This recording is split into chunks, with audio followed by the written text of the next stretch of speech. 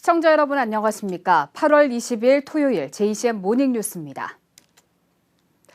대구와 구미 간 맑은 물 상생협정이 파기되면서 반구대 암각화 보존을 위해 운문댐 물을 받아야 하는 울산시의 계획에 차질이 예상됩니다. 울산시는 소규모 댐 건설과 사연댐 확장 등 자체적인 방안 마련에 나설 계획이고 암각화 보존과 세계유산 등재를 위한 용역도 추진합니다. 김영환 기자입니다. 울산은 반구대 암각화 보존을 위해서 사연댐의 수위를 낮추는 대신 청도 운문댐 물을 하루 8만 7천 톤가량 공급받기를 원하고 있습니다. 하지만 대구와 구미 간 맑은 물 상생협정이 파기되면서 운문댐 물 공급에 차질이 예상됩니다. 물 확보가 불확실한 상황을 우려한 울산시는 자구책 마련에 나서기로 했습니다.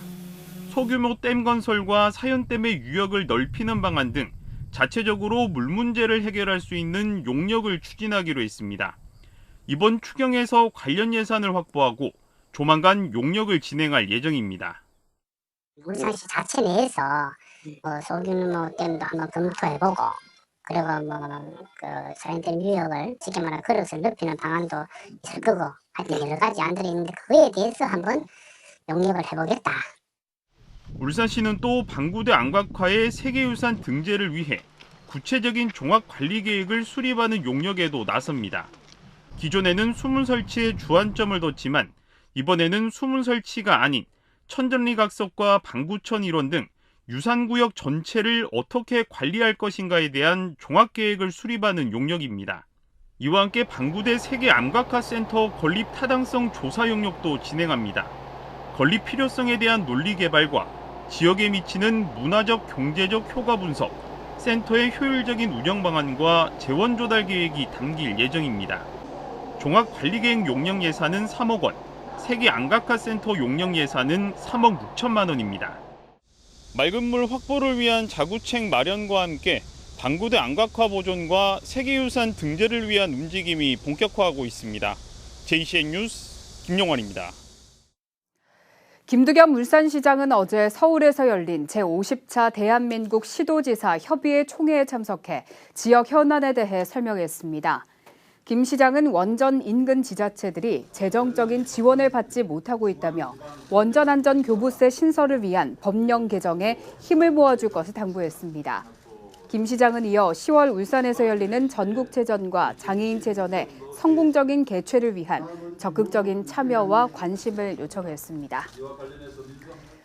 울산시가 전국체전 분위기 조성을 위해 오는 20일부터 10월까지 범시민 친절 운동을 추진합니다. 친절한 울산, 우리 모두 함께해요를 슬로건으로 1단계는 공무원, 2단계 운수업과 숙박, 요식업, 3단계 유관기관, 4단계 자원봉사자, 5단계 울산시민으로 운동이 확산됩니다. 울산시는 울산을 방문하는 선수와 방문객들을 친절한 미소와 따뜻한 관심으로 맞아줄 것을 당부했습니다. 기획재정부는 어제 국유재산정책심의위원회를 열고 덕하역 필선부지 토지 위탁개발 사업계획안을 승인했습니다. 이 사업은 동해선 덕하역 이전으로 발생한 유휴부지를 활용해 주택용지와 공공문화체육시설, 업무시설 등으로 개발하는 사업입니다. 지난 2020년 토지 위탁개발 대상지로 선정됐고 한국주택공사가 사업을 위탁받아 추진할 예정입니다.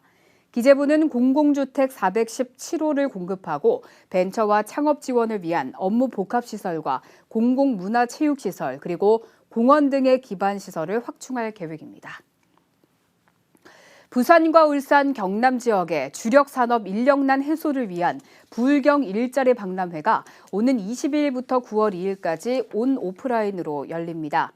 온라인은 박람회 기간 부울경 일자리 박람회 홈페이지를 통해 입사 지원과 화상 채용 면접에 참가할 수 있습니다. 오프라인 박람회는 오는 30일 부산 백스코에서 열립니다. 이번 부울경 박람회에는 290개사가 구인에 나서며 울산에서는 조성업종 50개사, 자동차 부품 제조와 석유화, 정보통신 분야 10개 기업이 참여합니다. 최근 물가 상승으로 학교 급식에 대한 우려가 커진 가운데 울산시 교육청이 학교 급식의 질적 수준 유지를 위해 2학기 식품비를 추가 지원하기로 했습니다. 교육청은 다음 달부터 초중고 특수학교에 한 끼니당 식품비를 200원 추가 지원한다고 밝혔습니다. 식품비 추가 지원에 따른 필요 예산은 21억 원으로 초등학교는 교육청이 80%, 지자체가 20%를 분담하고 중등과 특수학교는 교육청이 60%, 지자체가 40%를 분담하게 됩니다. 울산교육청 제6기 시민참여예산위원회가 오는 22일부터 본격적인 활동에 들어갑니다. 제6기 시민참여예산위원회는 구군별 3명씩 공개 모집으로 선발된 일반 시민 15명을 비롯해 교육재정 전문가와 민간단체 활동가 10명, 소속 공무원 5명 등 모두 30명이 위원으로 구성됐습니다. 위원회는 2024년 7월 31일까지 2년간 울산 교육 예산과 관련된 시민들의 의견을 수렴하고 예산 편성 시 의견을 제시하는 등 시민 대표로 예산 편성 과정에 직접 참여하는 역할을 하게 됩니다. 울산이 올해 처음으로 고령사회에 진입했습니다. 노인복지 향상을 위해 의료 서비스 확대와 일자리 제공을 원하는 것으로 나타났습니다. 김나래 기자입니다. 울산시가 올해 처음으로 고령사회에 진입했습니다. 만 65세 이상 노인 인구가 전체 인구의 7%에 이르면 고령화 사회, 14%를 넘으면 고령사회가 되는데 울산은 14%를 넘었습니다. 고령 인구 비율이 10년 전보다 2배 이상 늘었습니다.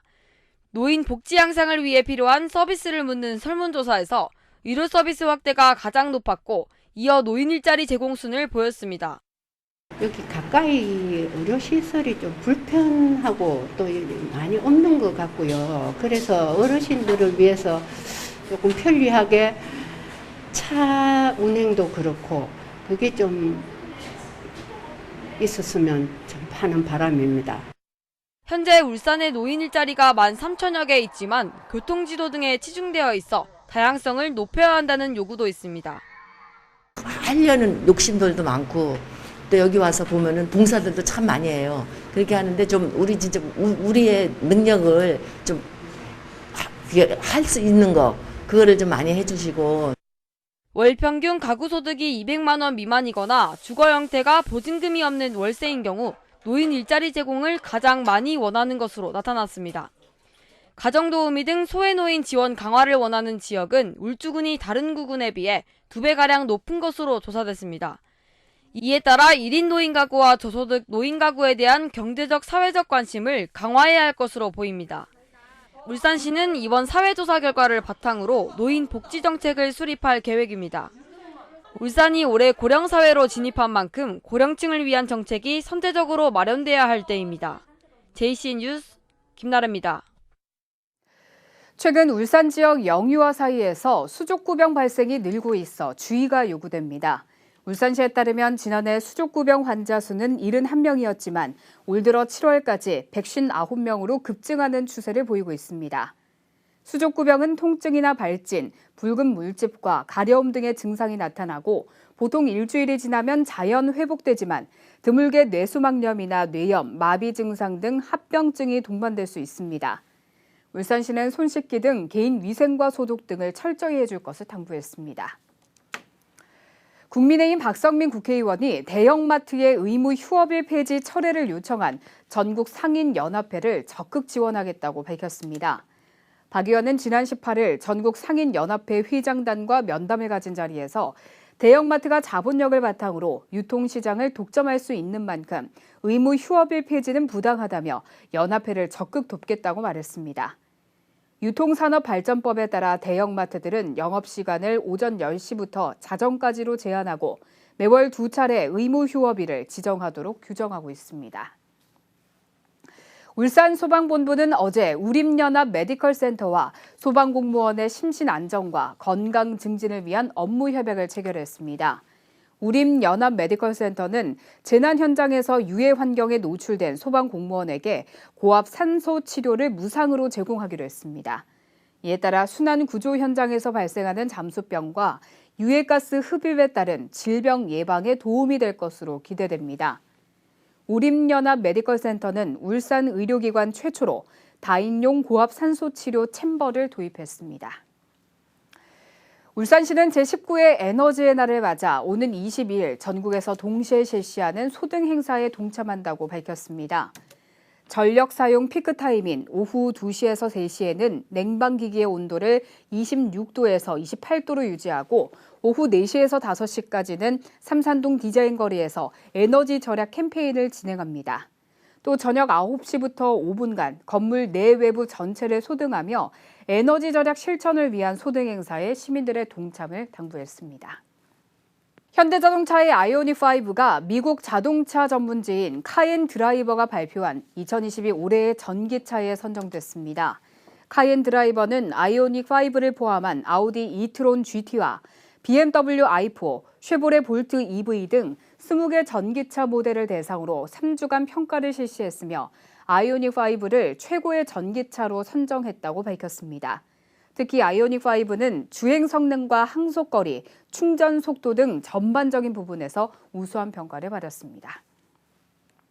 고 고복수 선생을 기리는 제32회 울산 고복수 가요제가 어제부터 오늘까지 태화강 국가정원 야외공연장에서 열립니다. 어제는 전야제인 고복수 황금심 가요축제가 펼쳐졌으며 고복수 가요제의 공로가 큰 인기 가수에 대한 시상이 진행됐습니다. 오늘은 예선을 통과한 본선 진출자 11개 팀의 경연대회와 축하 공연이 이어집니다. 울산문화재단이 코로나19 장기화와 물가 상승 등으로 창작 활동에 어려움을 겪고 있는 지역 예술인을 대상으로 대출 이자를 지원합니다. 지원 대상자는 지난 7월 기준 1년 이상 울산에 거주하면서 예술 활동 중인 가구 중위소득 170% 이하인 예술인으로 어제부터 다음 달 21일까지 국가문화예술 지원 시스템을 통해 신청 가능합니다. 재단은 행정심사를 통해 지원자를 선정하고 올해 1월부터 8월까지 이자 납부분에 대해 최대 50만 원까지 환급 지원할 예정입니다. 소상공인 중소기업 제품 대규모 할인전인 7일간의 동행축제가 다음 달 1일부터 7일까지 전국 각지에서 개최됩니다. 올해로 3회째를 맞는 7일간의 동행축제는 국내외 유통사와 전통시장 상점가 등이 참여하는 국내 최대 규모의 중소기업 소상공인 제품 소비 촉진 행사입니다. 올해 행사는 다음 달 1일부터 7일까지 전국 각지에서 개최되며 울산 지역은 다음 달 2일과 3일 이틀간 롯데마트 울산점에서 우수 중소기업 20여 개사의 제품을 판매하는 특별 판매전이 열립니다. 남구청이 무거천 산책로 보행 환경 개선 사업을 추진합니다. 남구청은 주민과 방문객들의 무거천 보행로 이용의 편의를 제공하기 위해 무거천 산책로 구간 중 3호 5교에서 3호 6교, 또 무거천 2교에서 3호 2교 1호에 보행 데크를 설치해 보도폭을 확장하고 쉼터 4곳을 조성할 계획입니다. 사업비는 특별교부세와 구비를 포함한 총 8억 원이 투입돼 2023년 2월에 준공 예정입니다. JCN 모닝뉴스를 마칩니다. 함께해 주신 여러분 고맙습니다.